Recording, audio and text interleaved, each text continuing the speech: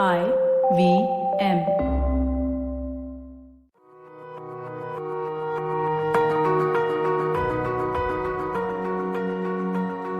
I'm sure you have come across the learning pyramid, where the tip of the pyramid is for learners who learn 5% of what they hear in lecture, followed by 10% of what they read, 20% of what they see, so on and so forth.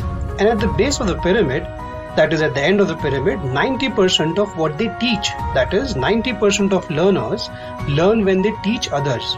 And you know what's coming, right? The learning pyramid is a myth. Hi, I am Prashant Uttekar, a learning enthusiast, and you are listening to the Relearning Podcast. And today I am making an attempt to debunk an old myth of the learning pyramid. I'm a huge fan of improvisation.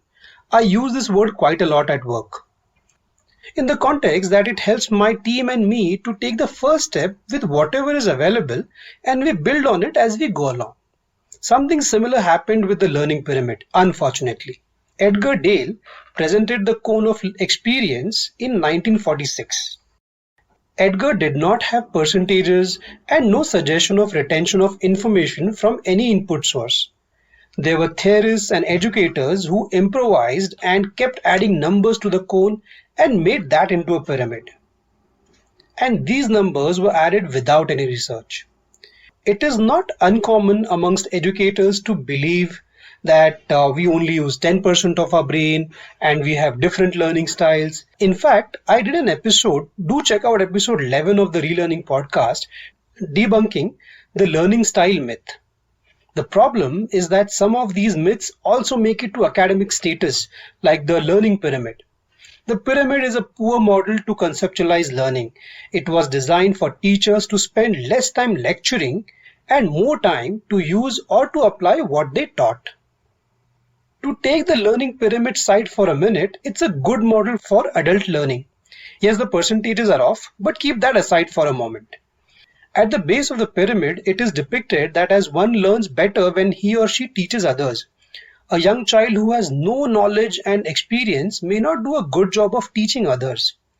Lectures, demonstrations, reading are best ways to introduce something new or something unknown. The top parts of the pyramid show passive form of learning, that is to do with listening, reading, watching videos, going through demonstrations, and the bottom part of the pyramid deals with active learning through participatory methods like group discussions, practice, teaching others. The learning pyramid myth has been debunked in many forums. And why does it show up every now and then? The reason is very simple. It is presented really very simply. The researchers are looking at an easy to understand diagram. As the authors of the white papers Multimodal Learning Through Media mentions, the persons who added percentages to the cone of learning were looking for a silver bullet. See, it's very simple. Learning is a self-exploratory journey. One may enjoy a documentary and learn from it. Others may learn similar things while reading, listening, or doing something else altogether. And at the same time, same individuals may lean towards something very different or a different source for learning similar things. It is simply multimodal. I hope you enjoyed this episode and added a little more in your relearning journey. Don't forget to check out other podcasts on IVM Network through IVM Podcast app or the website.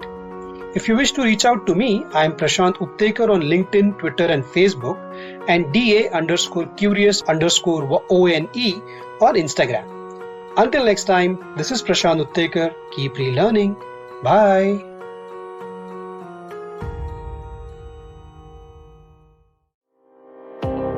Do you wonder why China does the things that it does? Or want to know how we could improve online privacy? Or perhaps you're thinking about how we can kickstart India's economy?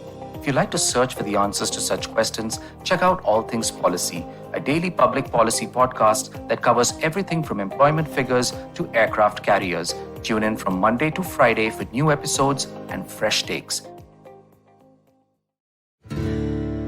Season 3 of Echoes of India, your favorite history podcast, is back on the IVM Podcast Network. I'm your host, Anirudh Kanasetti. Join me on a journey through the wonders of early India as we explore the centuries between Buddha and Ashoka with critical research, empathy, and great storytelling. Along the way, you'll hear from all the vibrant peoples who shaped our world, from monks and farmers to warriors and emperors. New episodes are out every Monday.